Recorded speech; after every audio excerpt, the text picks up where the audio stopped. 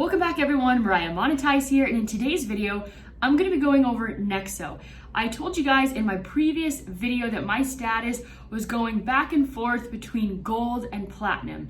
And I'm going to be giving you an update today on, even though my account was going back and forth between gold and premium, what 𝘱𝘱 actually paid me in terms of my interest, as well as what they charged me when it comes to the loans that I have out with 𝘱𝘱. Then the second half of this video, I'm going to be going over the price of Bitcoin. I haven't really been looking at the charts too much, so I'm actually excited to get back into it, look at it with like a fresh eyes, and let you guys know where I think the price of Bitcoin is going. So as you can see here, my current level is platinum, thank goodness. Like you guys saw in my previous video, the amount of 𝘱𝘱 coins I had was coming really close when it came to being 10%, and I got demoted to gold for a short period of time. I also mentioned that 𝘱𝘱 should really consider some sort of just an instant calculator that gives me the exact percentage of those coins. Of course, I can pull out my calculator and do that rather quickly. Okay, I'm gonna go ahead and take here, for example, the amount of my 𝘱𝘱 tokens, which is equivalent to $85,266. And then I'm gonna divide that by my complete portfolio, which is $909,195. So this is really weird actually. 0.0937 is what I'm getting on this calculation, but for some reason I'm still in the platinum status. So that's kind of odd. So let's go ahead and see what 𝘱𝘱 paid me and what they charged me when it comes to interest. So you could see here that this is from yesterday, April 2nd, and I got 3 interest payments that totaled, let's see, approximately 1, 8, 11, nearly 12 𝘱𝘱 tokens, which is equivalent to about 21, 31, 32, let's say 35, 36 US dollars. You could also see here that they charged me $54.16. So I did get platinum pricing when it comes to the interest I paid and the interest that they charged me. One thing to always keep in mind if you are taking out a loan with 𝘱𝘱 and using your crypto as collateral is this: the amount that you pay is being compounded. So you can see here on April 1st, they charged me $54.15, and here they charged me $54.16 because the amount is compounding. So that is something that you want to keep in mind. So what I learned and what I'm guessing is that in a single 24-hour period, if my account was in the majority of the time platinum status over gold, then they put me in the platinum category. That's my best guess, but I haven't been able to find actual solid information to back this up.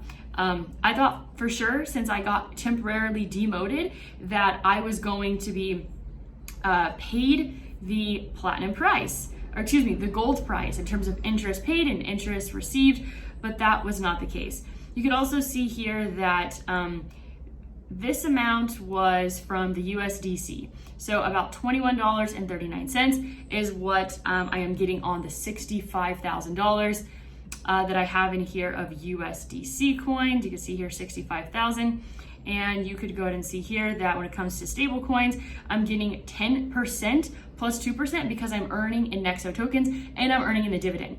The reason why I have chose to earn in 𝘱𝘱 tokens is for one particular reason. Actually, 2 reasons. I think that it's going to outperform Bitcoin over the next 6 months. Number 1.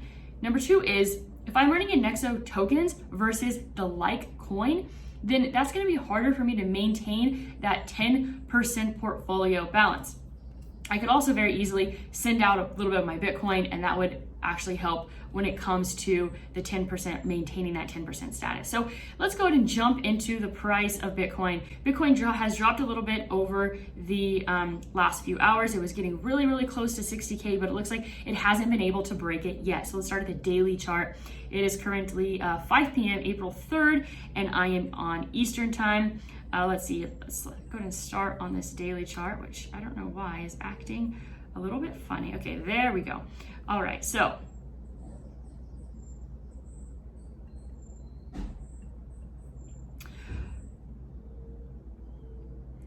So you could see here that on the daily chart, this 7, the high of this candle right here, 60,055. I actually didn't even realize that Bitcoin broke that, which what happened sometime yesterday.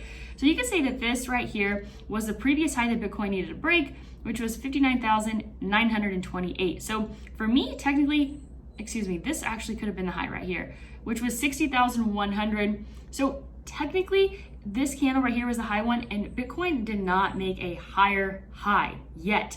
It still has time to do that. So that's something to keep in mind on the daily chart. I think we can pull back and then maybe make a higher high after that. So it could take, like probably 4 to 9 days for that to happen. Let's go and look at the 12-hour chart. It also did not make a higher high. It almost made a higher high if you're comparing these highs over here to this one over here. And so we're probably going to see another 4 to 9 candle pullback on the 12-hour chart. And then I could see Bitcoin going higher. But overall, the markets are pretty bullish. The 4-hour chart here is pulling back slightly. This could, I feel like Bitcoin is just primed to take off and go insane at any moment. The 1-hour chart is trending downwards. So what I can say though is that Ethereum is gaining quite a bit against Bitcoin. When it comes to Bitcoin, it feels slightly neutral. I think we're going to see a pullback. This could be a really great time to load up your bags, people, and get ready for the next march up to like the $70,000 to $80,000 range. DOT has just been killing it. DOT hit, let's see, I'm pretty sure this is an all-time high. Yep, sure is. All-time high today of $50 and is pulled back now to 43. I just added some DOT to my position about a week or two ago, so thrilled about that. Let's see here, what else has done quite well.